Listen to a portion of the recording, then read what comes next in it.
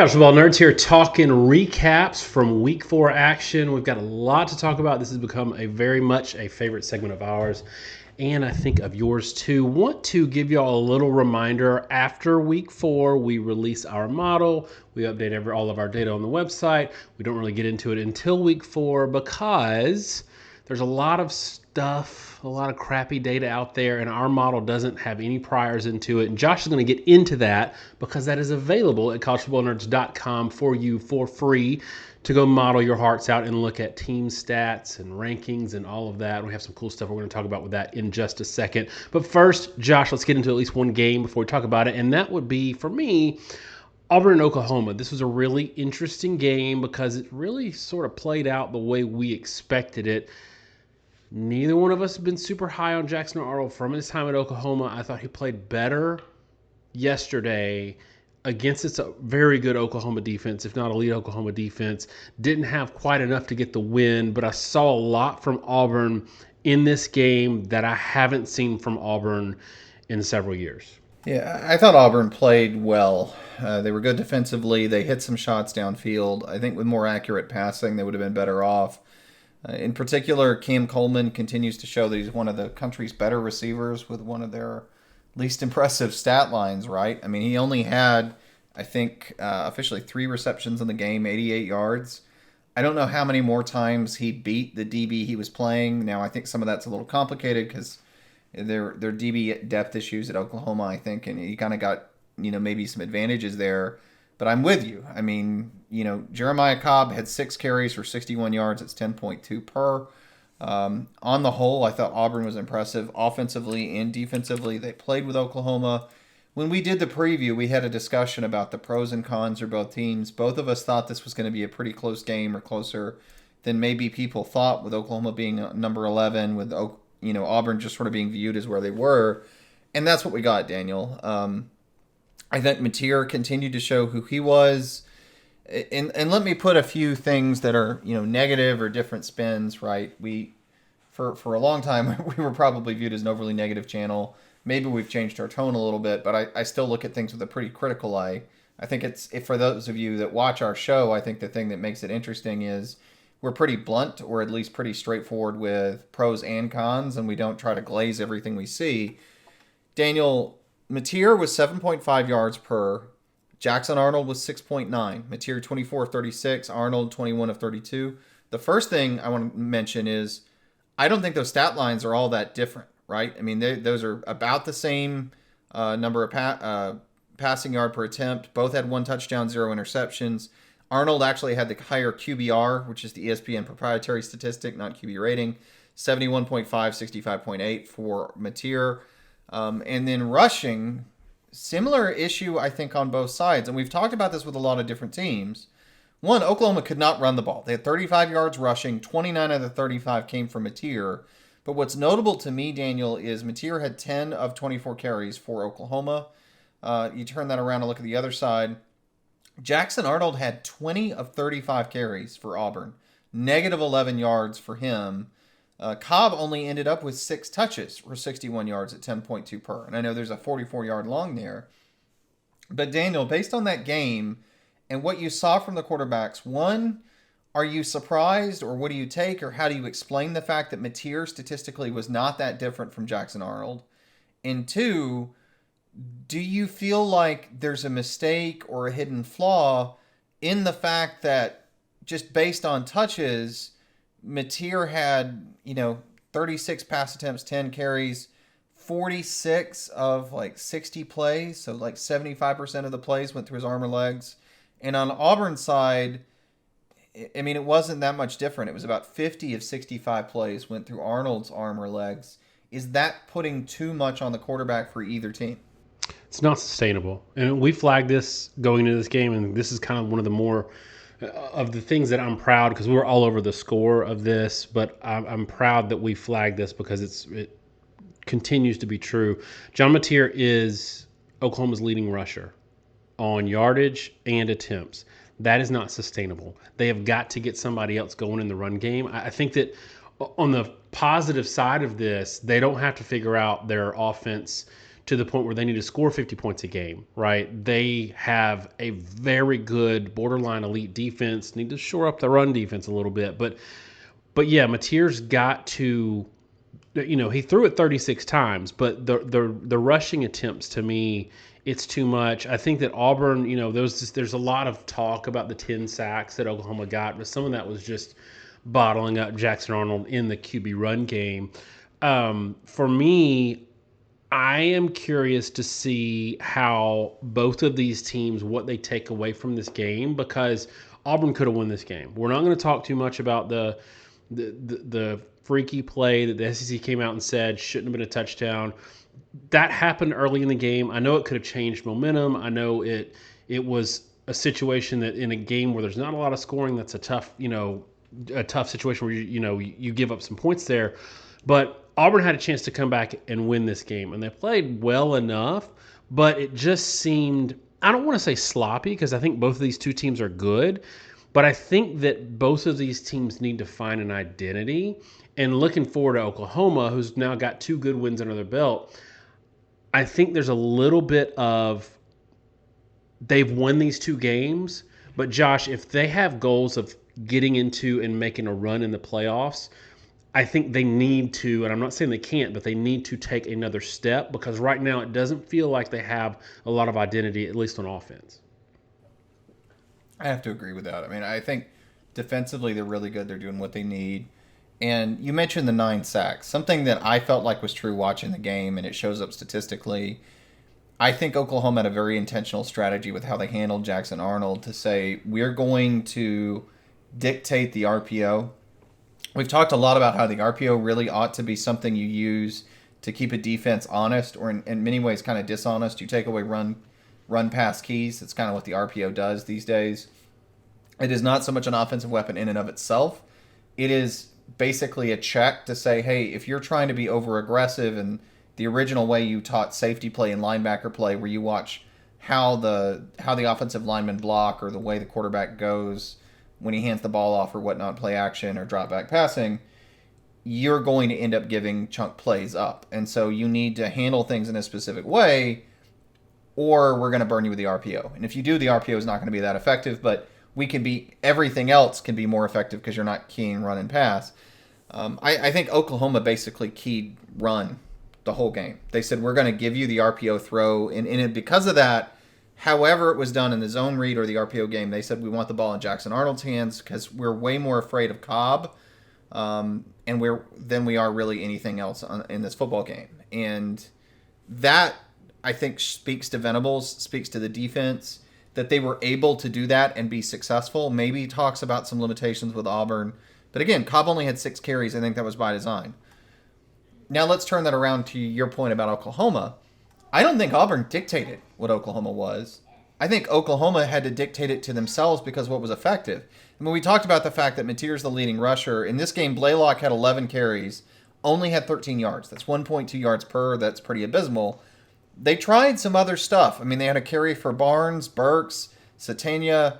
Burks and Satania both were tackled for a loss on their jet sweep plays. And so the point I'm making is, when Oklahoma tried to do anything to create something in the run game, they went backwards. They don't have another option right now. Their offensive line has a tremendous number of injuries. Maybe they'll get healthy, and that'll be a big key.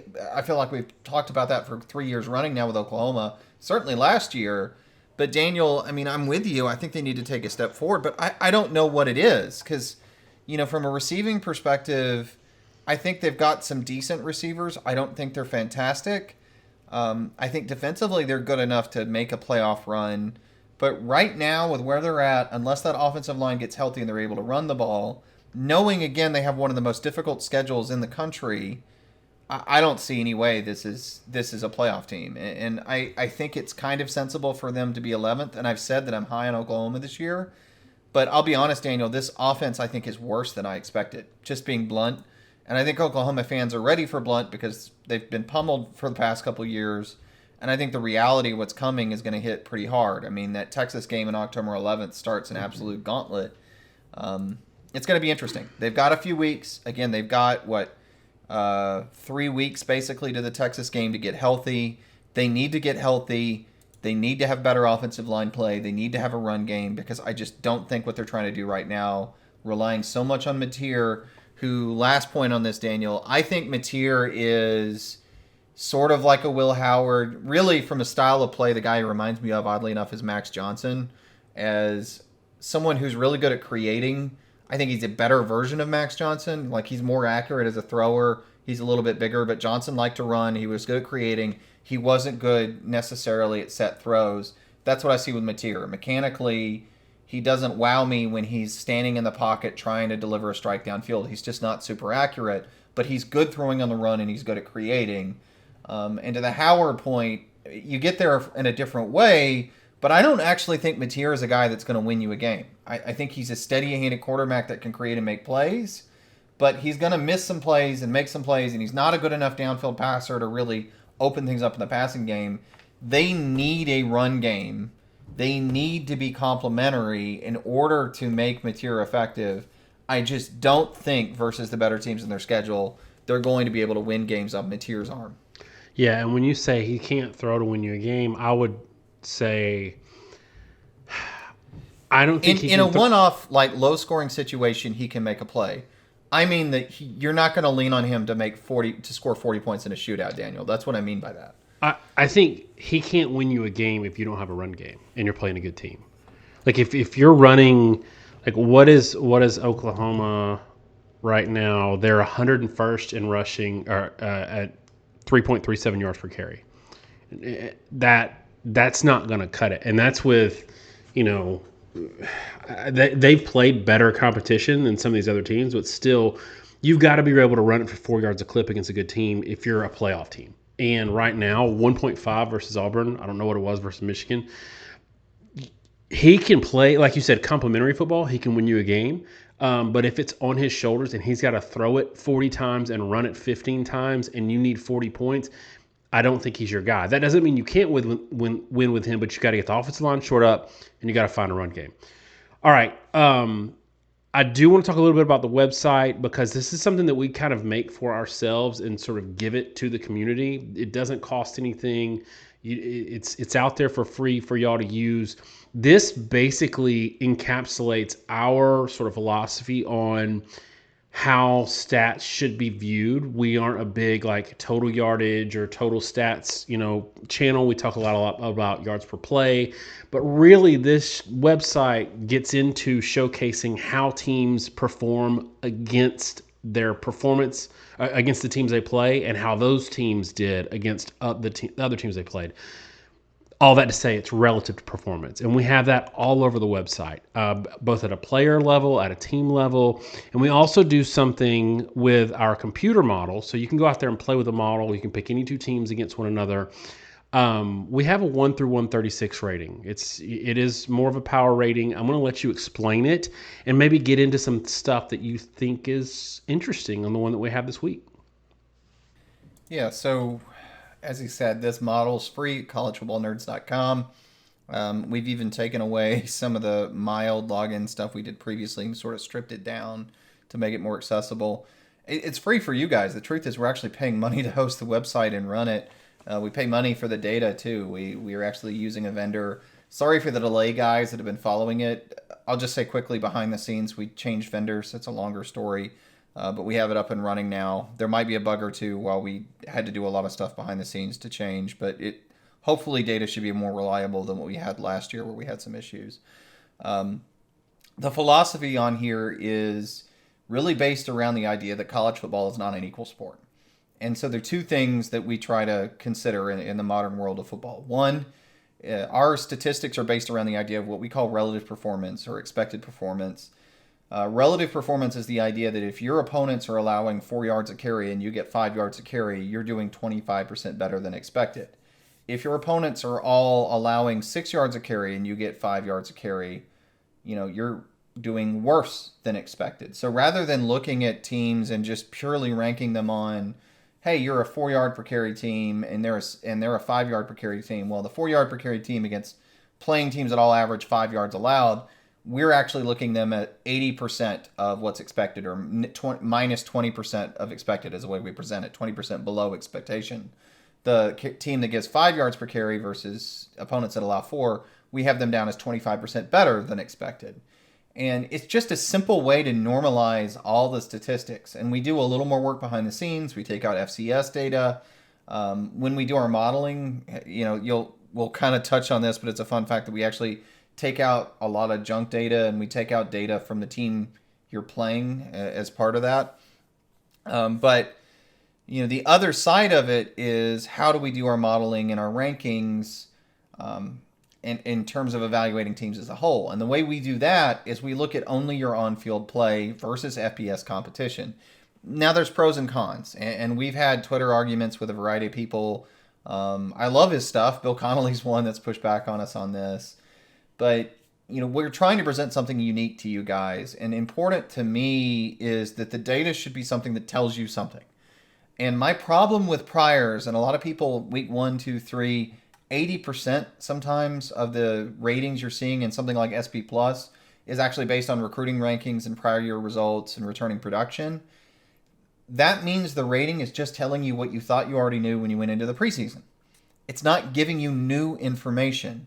And if you look at SP Plus right now, it may be more accurate. And SP Plus, let's be clear, SP Plus in terms of straight mean scoring prediction for a game, meaning what is the overall margin of error for predicted favorite score and predicted loser score, plus or minus so many points, it's generally going to be a little bit more accurate than ours.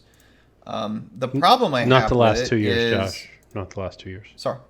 Oh, that's true. The last 2 years, not. Maybe that's a thing to touch on in a second. Like, Alabama's still number 3, right, in FPI. Oregon's 1, Ohio State's 2, Georgia's 4. Indiana's crept up there at 6. But you start going down the list, Texas sitting there at 5. Tennessee still sitting there at 9. Michigan sitting there at 12. There are a lot of teams like Notre Dame at 1 and 2 sitting there at 13. They don't move a lot with wins and losses because it's so heavily tied to preseason expectation and prior year expectations that teams just don't budge. And I'm trying to find, like, Clemson in this is 44th, which I guess sounds reasonable, but, Georgia Tech sitting up there at 32nd. Syracuse is 53rd, well behind Clemson. I'm not sure if that makes sense. Our model, by looking at only this year's data, is telling you, if it's a matter of a trend, hey, these are teams that are playing better, these are teams playing worse this year. We're not using recruiting rankings. People call us SEC bias because we started as an SEC channel. We do nothing within the model to do anything by hand to influence it in favor of the SEC. It has no idea who these teams are based on the logo, based on the name. It absolutely, if Alabama and Utah State switch results, Utah State would be where Alabama is in the rankings. That's the way this system is designed, and we like it that way. It does actually adjust for conference strength at a certain level. It kind of has to, but it does that automatically only based on this field's results. We don't have any manual thing. It's automatically generated in the sort of machine learning algorithms it has. One of the big advantages of our system that, Daniel, you touched on, is that we've actually been beating the formerly more accurate models the last few years because of this thing called the transfer portal. You have a team like Florida State that right now, if you look at FPI, Florida State, and I'm scrolling down the rankings, they're all the way down at 22nd because they were a 2-10 team last year. And the assumption in terms of computer rankings and recruiting rankings, because transfer portal rankings, frankly, are terrible, it shouldn't be a very good team. And that's really booing them down. That doesn't happen in our system. Our system doesn't care where they are. So the same way when Colorado exploded 2 years ago, our model pretty early on said, hey, Colorado in FPI was like started at like 110th, and then by week 3 or 4 they were 77th. Our model had them in the 50s week 1. The moment they beat TCU, it said TCU's not very good, Colorado is reasonably good. So 2 years ago when they ended up being 4-8, it had them in the 50s, which is pretty accurate where they were. Last year, week 1, those models still had an issue with Colorado. They were pretty low. They had them 40s, 50s because they were in the 40s, 50s year prior. Our model immediately had Colorado in the 20s, which is where they should be. This year, Daniel, and I'll turn it to you maybe to talk about the 1 through 136 because there's some interesting stuff. Former 2-10 Florida State is, by a significant margin, the number 1 team in our model. Again, with no assumption that Alabama's good or bad, just based on on-field play, it thinks Florida State is actually the best team in the country, which I find is kind of fascinating. Yeah, the thing that I like about what we do, and we'll get into some more games here in a second. We don't get a lot of opportunities to talk about this, and as the season goes on, we'll talk about it less and less. And we think this is really cool. And if you get into the team statistics and the rankings and the relative performance stuff, it's fun. And again, it's free. But Josh, tell me if this makes sense. A lot of the priors based models are made for public consumption. And so they err on the side of presenting a top 25 that makes sense to the average fan in context of being used to seeing an AP top 25 that doesn't shuffle that much, brand heavy, that sort of thing. With a caveat, I'll give them a little more credit. If you were going to have FPI or SP Plus that you're trying to push out to people as truly ranking the best to worst programs in week 2, those rankings have to be pretty accurate to where those teams are as of week 2. And despite not having much data, and if you're trying to do that, then yeah, priors is kind of an important factor, because there are things in our model, if you look at the 1 through 136, that don't make sense. And I expect it not to make sense. I often try to point out that our model is a trend predictor more than anything else. So it's sort of indicating who's playing better or worse in a given moment relative to their competition. But football is necessarily siloed. I even have a whole disclaimer on the 1 through 136 model about the fact that teams that consistently play lower level competition will frequently be overrated in our system versus teams that play better competition. It's something I see in every modeling system that exists. SP Plus several years ago had to make adjustments, and basically, why do those recruiting rankings matter? It's like, well, if you let a computer look at Mountain West teams only playing Mountain West teams, and you have a Boise State that's dominant in the Mountain West, they just end up looking flawless.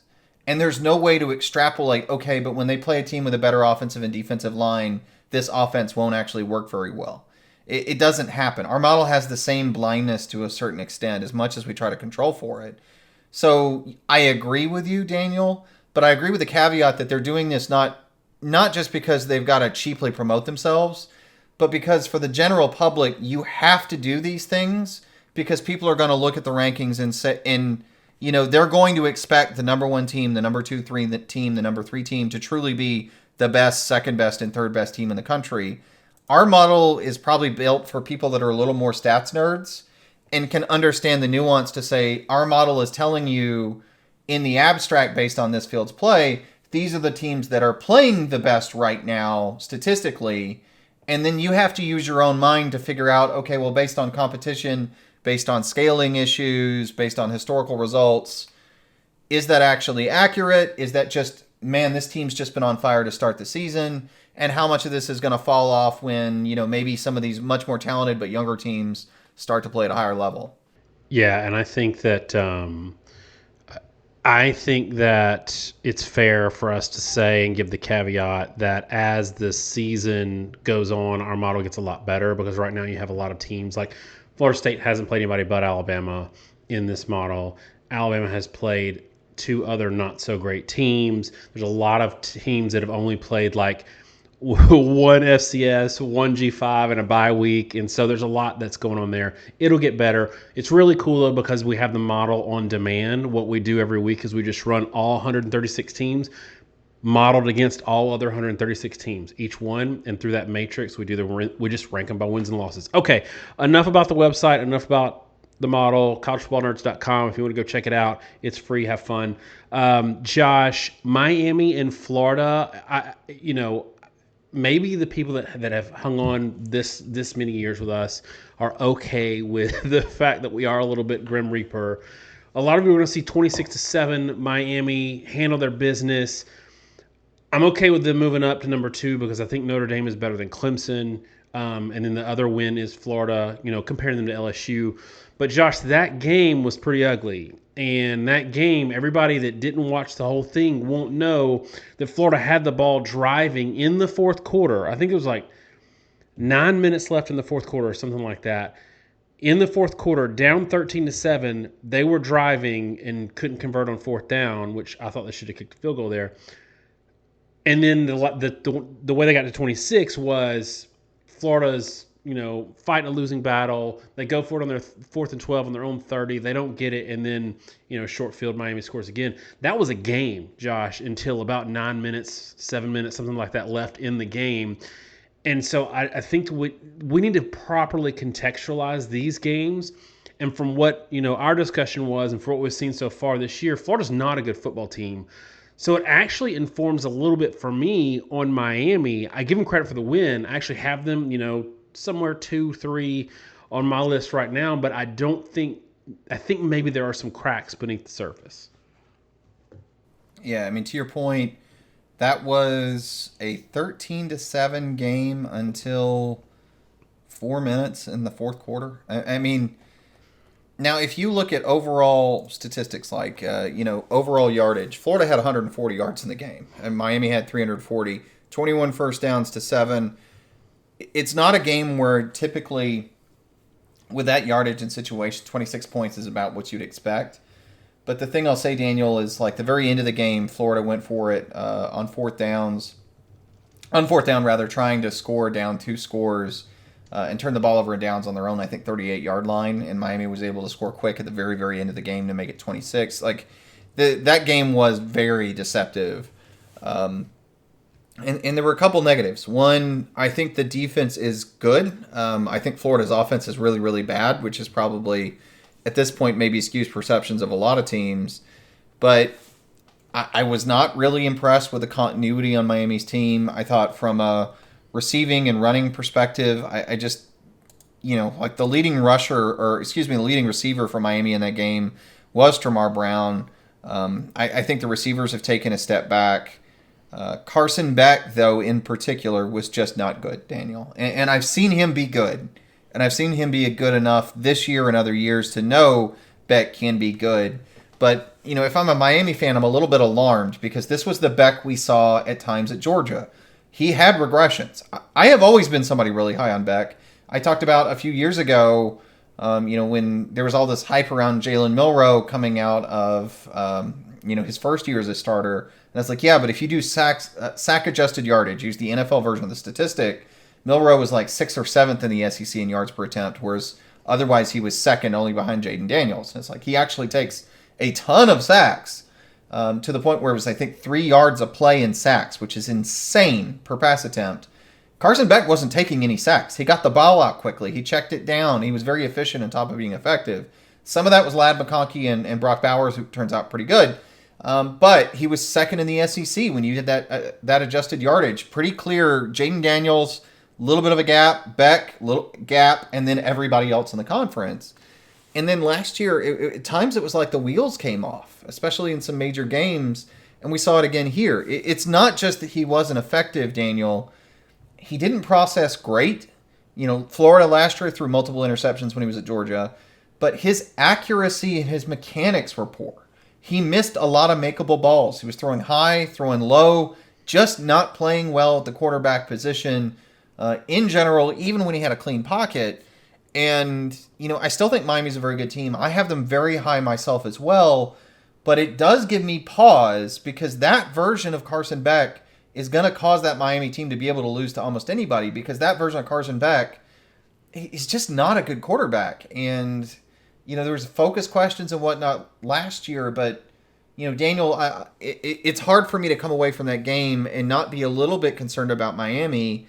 Because to this point, I thought they had been pretty overall dominant, and this is the first time where I can really see some cracks to say there are probably going to be a few games this season where the offense just doesn't really show up. And if that happens against the wrong opponent, Miami's going to probably lose the ball game. Yeah, and let's not forget, Miami beat Notre Dame on their defense.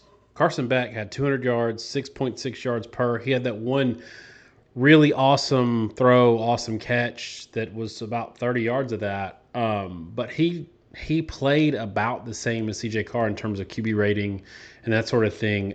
I think that, it's interesting to me, Josh, this is maybe a little bit of a side discussion before we get into Indiana, Illinois. right now there's so much heat on John Mateer and Carson Beck as the Heisman frontrunners, and I would not be surprised if neither one of them even make it to New York. What do you think?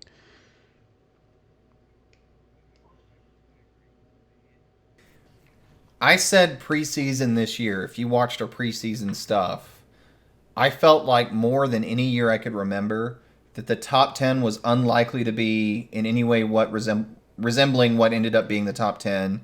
And I also felt like the Heisman favorites were probably the least likely to be actual Heisman contenders that I could remember.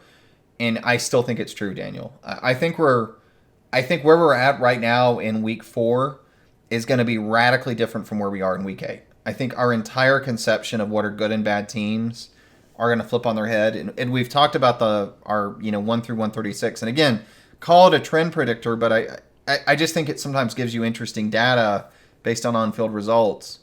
Um, there are certainly teams that you'd expect to be really high that are high. Teams like Ohio State are lower than they probably should be for virtue of playing better teams. But it has, just running through the list now, Miami is sitting there at 18th. LSU is 21st. Tennessee's at 40th. Clemson's way down at 56th. Illinois, we can talk on that in a second, 58th. South Carolina is 66th. And there's some big-time quarterbacks at some of the schools I just named that were Heisman favorites. And those were top 10, sometimes top 5 matchups, right, in week 1. And what our model is saying is that, hey, if you look at these teams and how they played the teams they played, I mean, a lot of them aren't even playing like top 30 teams right now. And some of that, again, it's so siloed with teams only playing 1 or 2 games. If you have 2 teams that are top 10 teams and all they play are other top 10 teams in a silo, they all look kind of average, unfairly so. So this will shake itself out. Don't take it as gospel. But to your point, Daniel, what I'm getting at from a trend perspective and just from a like how well they've played on the field so far perspective, our numbers are screaming that a lot of the supposed Heisman candidates aren't even close. And then there are other things and other guys like, take USC, he right now is just lighting it up in all our statistical considerations. And I still don't think USC or him are even on the radar for a lot of Heisman conversations for a lot of people in terms of fans or media, even though if you look subtly, he's kind of shooting up the betting odds. I think there are guys like him that are probably going to be the first names off everybody's lips in 4 or 5 weeks. So I think there's probably one team that we can speak really positively about, and that's Indiana. They were favored in this game, even though they were ranked 19th. Illinois was ranked number 9. They were favored in this game by 4 or 5. Ended up winning 63-10. The final score is shocking, especially if you cling to the established preconceived idea of who Illinois was. They got a lot of mileage out of that win over South Carolina in the bowl game. If you actually watched the game last night, it was shocking how unimpressive Illinois was. And look, I'm not taking anything away from Indiana because they still beat the crap out of them. And Mendoza was making really good throws and really good reads in a way that I was impressed with, even if they were playing someone worse than Illinois. So I don't want to take away anything from Indiana. It was a really good win. They're doing the thing that earned them their spot in the playoff last year, and that's beating bad teams badly. Like really, you're not messing around with an NIU with Notre Dame last year, or we saw Arkansas lose to Memphis. They're beating the crap out of people. But Illinois was shockingly bad in a way that I did not expect. They looked disinterested. They couldn't. Indiana was trying to just salt the game away, and late in the third quarter, just running up the middle, and they were getting 6-7 yards of carry. Like Illinois completely quit in that game. But Josh, what's interesting, and this will segue into our discussion when we do our preview on Penn State and Oregon. Our model does a pretty good job of calibrating for when you only play bad teams. Like it doesn't give you the type of credit where it oversells a team in a way that we are overly influenced in our mind when we see, oh, you beat Kennesaw 56-9, you beat Indiana State 73-0, you beat Illinois 63-10. We saw this with Indiana last year, where if you just cut out the Ohio State game and you cut out, their loss that was not as close as at the end of the year that people say, and you just had the rest of their schedule, you would think this is a top 2, top 3 team that's unbeatable, right? And so we are overly influenced by big scores. But it's got Oregon and Penn State close. It's got if you did Indiana and Penn State, even though Penn State hasn't really played too many people and hasn't blown out people the same way that Indiana has, it's got those games close. So the model doesn't know about types, styles of play, or anything like that. But if you think about who teams like Oregon, teams like Indiana have been in the past, they do run into scaling issues against elite teams. But when they play anybody just below that, when they get to the level they're at now, they absolutely drag them. There's some interesting stuff there too in our model. Like it's not programmed in such a way that it tries to replicate the results of a game if you were to have the teams replay. But Illinois Duke in our model is Illinois 42, Duke 25. Illinois Indiana in our model is Indiana 42, Illinois 15. Like it's pretty consistent in thinking it knows what Indiana and Illinois are, which I find kind of fascinating. And to your point, I mean, it has Indiana right now the 7th best team in the country. Interestingly, BYU is 6th and Texas Tech is 5th, TCU's 4th, Alabama 3rd, and USC 2nd. Maybe we'll touch on that Alabama point later. Could probably be a lot of people crying foul about that. But, to your point, Daniel, and I don't really want to pile on, but this is where I think sometimes the AP poll is off. Because as I just said, TCU and BYU have done nothing but really be dominant all year so far this year.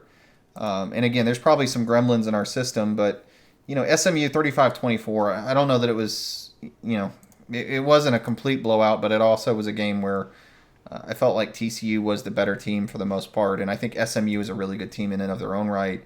BYU hasn't put up massive scores, but they've pretty well controlled their games.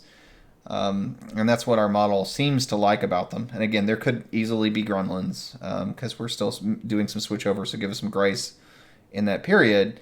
But to that point, Daniel, where I'm leading with that is Illinois is 23rd in the AP poll, TCU is 24th, and BYU is 25th. I don't understand at this point why you have Illinois even in the top 25. Like when we talk about being beholden to preseason rankings, to me, that's a pretty darn good example because we dropped Auburn completely out of the top 25. Mississippi State's out, South Florida's out, Utah's out. Nothing about Illinois in that game told me that they were a great team. And we did that preview. I picked Indiana to win. I didn't pick them to win by that much. But we've talked about before how there's only certain times where I think there's value in picks. I don't gamble. But, when you're talking about point spreads, most of the time we find Vegas is within a point or two of our power ratings. And there's just nothing to be gleaned. But occasionally there's a point spread that says, hey, please pick the favorite. And that's what Indiana-Illinois was. They were giving you points to pick Illinois. And it is a massive red flag running around the room. And I said, look, there are huge signs with Illinois, in particular the Duke game with Illinois. The only reason that was a huge blowout was a huge turnover problem from Duke. Duke actually outgained Illinois. They just turned the ball over 5 times in that game. I don't think Illinois is very good, Daniel. I just don't think Illinois is very good. They may be 3-1, but the only reason that they're 3-1 and number 23 is that we assumed they would be good in a top 10 team, so we can't drop them that far.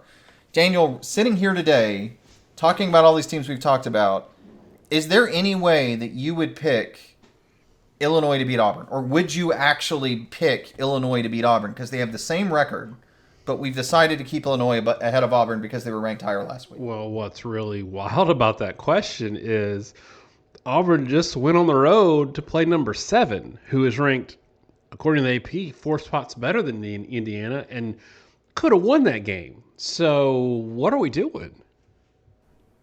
Yeah, it's frustrating, and we've talked a lot about the AP voters and how maybe lazy they are, blind they are.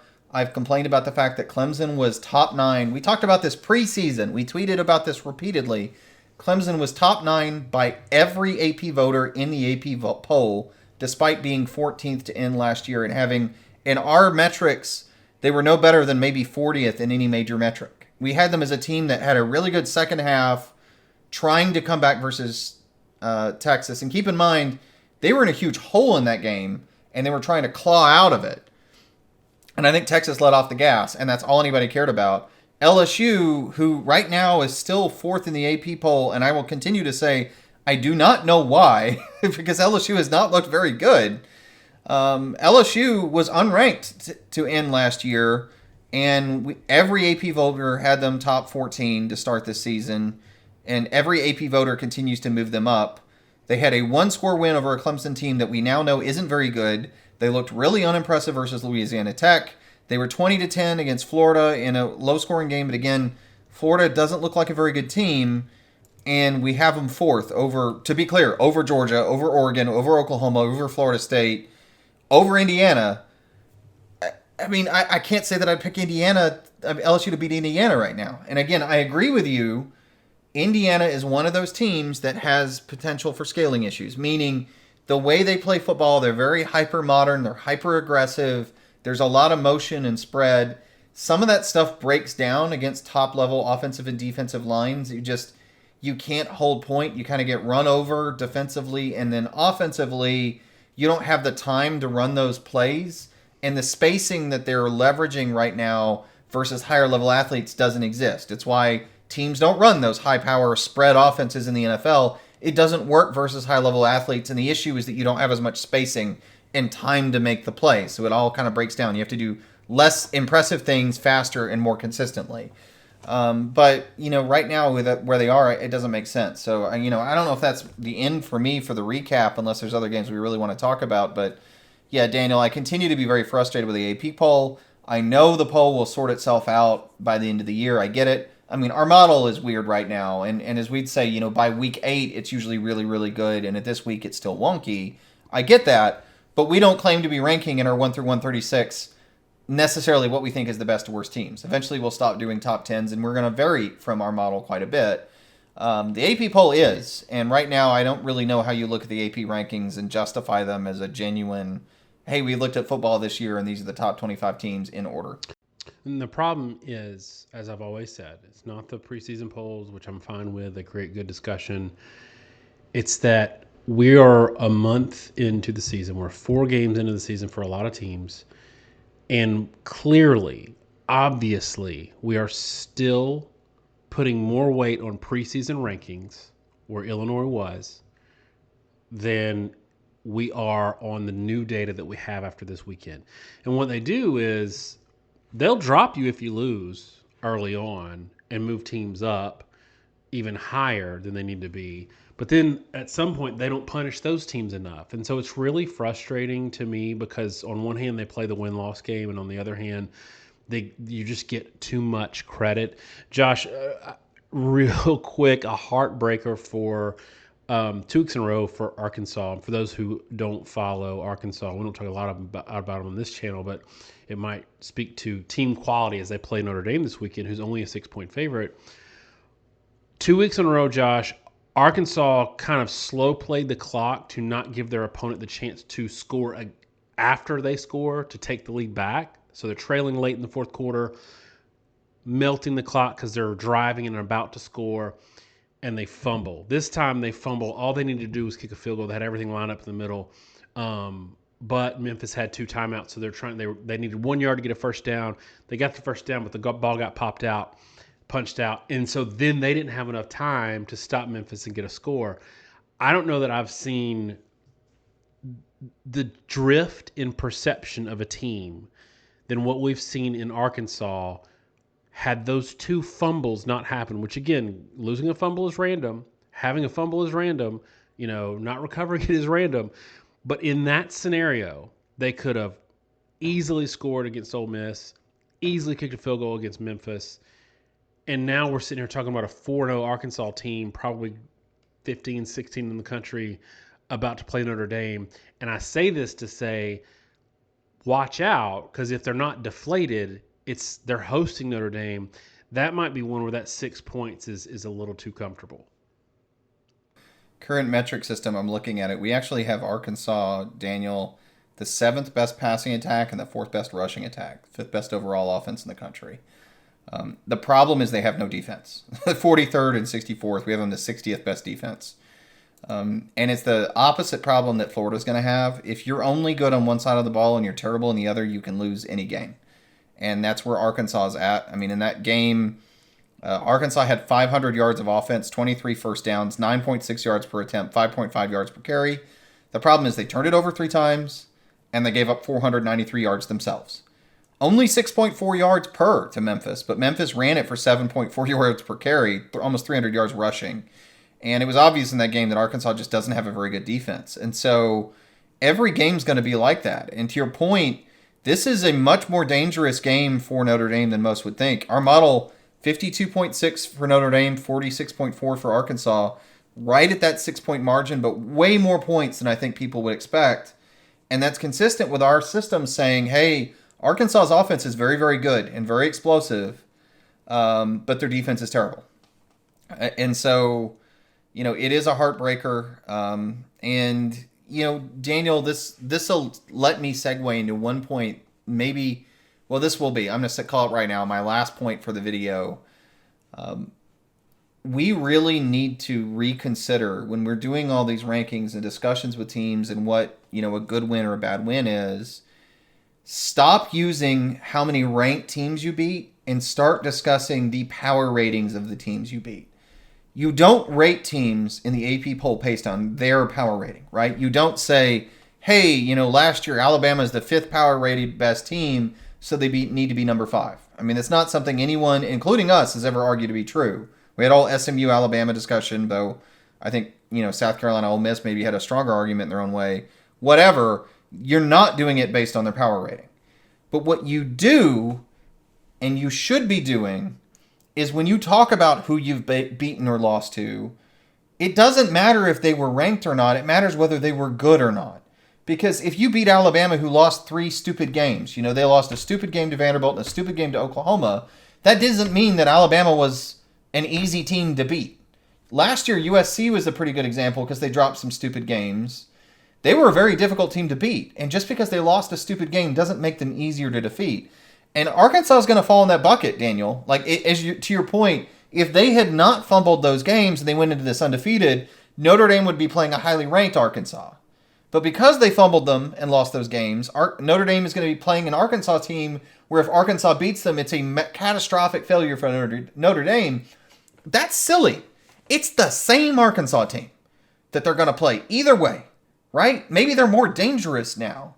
And so when you're talking about records, the thing that I would really push for, and if you're a fan of this channel, start talking about it, because I think we really need to make this change, is use a basketball mindset, if you want to think of it that way, right? They have quartile wins based on the ratings of the teams in each quartile. Talk about how many top 25 quality teams you've beaten, not how many ranked teams you've beaten. Talk about how many top 40 quality teams you've beaten. I think that's way more useful. And again, the fact, to your point about the AP poll and, Illinois was ranked high, so they got to stay high. Like that whole mindset is bad enough, but we play this game of Highlander where if you're ranked high and I beat you, I get your ranking. And it's stupid, right? And then it creates these weird cyclic arguments because you beat a team that was ranked high, so now you're ranked high. And then they lose, so that they're ranked high, and then on and on. Like right now, no disrespect to Georgia Tech, but we've got Georgia Tech at 16th because we had to have Clemson high, and then Georgia Tech beats Clemson. I'll be honest, Daniel, I don't really think Georgia Tech's a great team. Like I've watched them versus Colorado, versus Temple. I think they're pretty good. I don't think they're great. I certainly don't think Georgia Tech is a better team than some of the teams behind them. And so, I think if we were to change our mindset and look at your ranking based on you beat this many top 40 teams, you lost to a top, the 50th best team in the country in a power rating perspective, and then you look at wins and losses that you had versus those quartiles to determine your ranking. So it's still based on wins and losses, but wins and losses versus power ratings. A lot of stuff would make more sense. And from that perspective, if you look at it that way, yeah, Arkansas is not a nothing game. This is a dangerous team. It is a fairly high power rated team. I don't know. I'm looking like FPI right now, as I'm talking to pull it up, I don't think Arkansas is going to be too terrible on this list. I mean, yeah, they're 25th right now, 25th in FPI, and so we think unranked Arkansas should be no big deal. This is an Arkansas team that lost 2 stupid games. It's actually still a top 25 team in FPI. They're better than TCU or Utah, and by the way, also better than Georgia Tech, who's 32nd. I just don't think people are thinking about it like that. Also better than Iowa State, who's 35th. Don't get me started.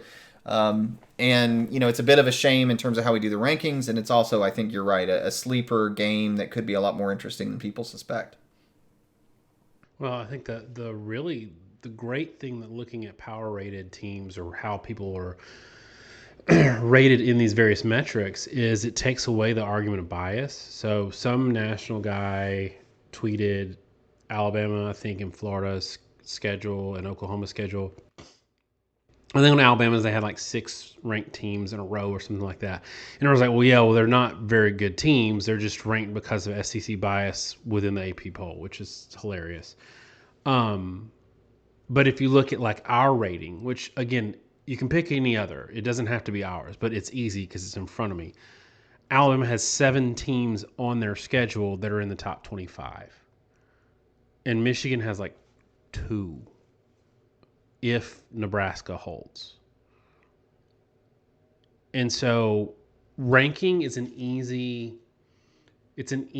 sort of self-contained soundbite. It's an easy snippet that's relatable to, I say the casual fan, but I use ranking all the time. But yes, I do appreciate that they put such an emphasis with the committee on the different power rated metrics that they look at. I don't like that they look some of the ones they look at, but in general, I think that that's a good thing, and it just needs to be more. Basketball, to your point, has done a really good job of this. And it really feeds credibility for teams around those bubble discussions as you get closer to March. And I think we need more of that discourse in college football. All right, this one was particularly nerdy, and I apologize a little bit, but not so much, because we've got to do one of these every once in a while because it's fun. Let us know in the comments if you have checked out the site. Any feedback, we would love it. And check out our previews. We got a few coming out this week, and I think you will love every single one of them. Thanks so much, y'all. Have a great week. Go to collegefootballnerds.com, and God bless.